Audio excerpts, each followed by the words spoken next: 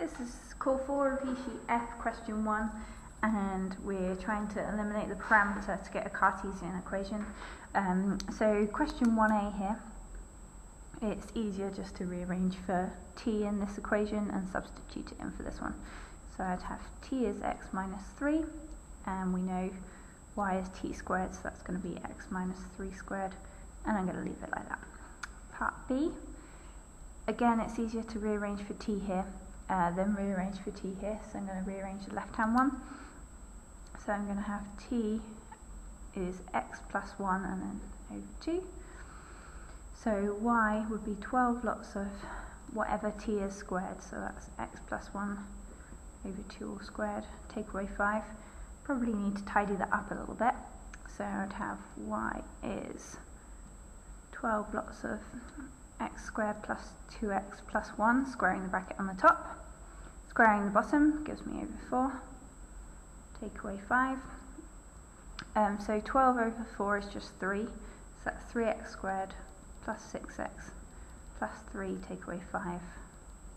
And cancelling down again, so 3x squared plus 6x minus 2 is equal to y.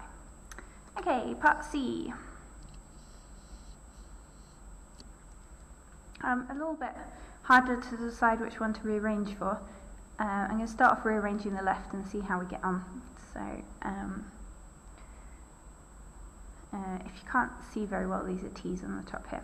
So, rearranging the left, I don't like the stuff on the bottom, so I'm going to multiply it up onto the other side. Okay, I want t by itself, so let's multiply this out.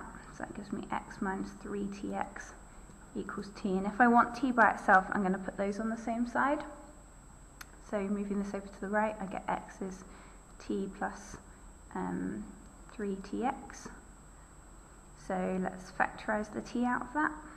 I'm going to swap over the sides again just to confuse everyone. So t is x over 1 plus 3x. Okay, so that gives me t in terms of x. Hasn't really helped me that much, so I'm now going to do t in terms of y, and then see if we can tidy it up a little bit. So, same idea, I'm doing exactly the same kind of working.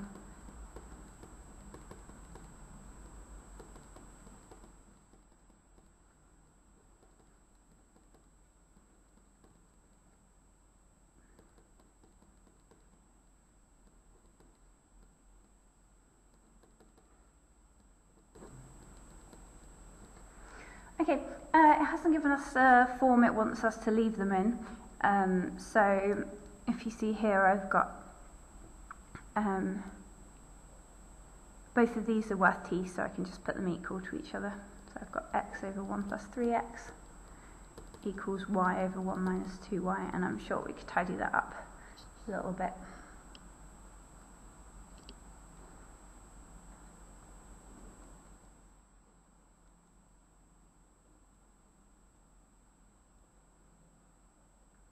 Yeah, it's not going to be nice, let's just leave it like that. Okay, part 4, part D. Okay, so I'm going to do the same thing. I'm going to try and rearrange the left-hand one for t, and I'm going to try and substitute it into y.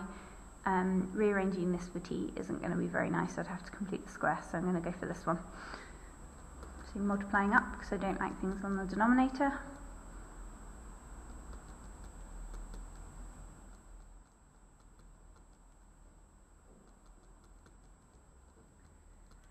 Okay, and then substituting it into the right-hand equation. So I've got just t by itself.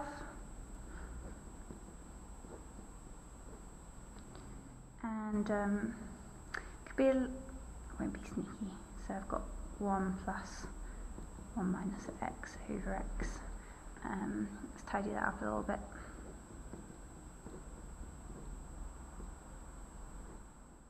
So here, if I wanted to make a common denominator, I could write this as x over x.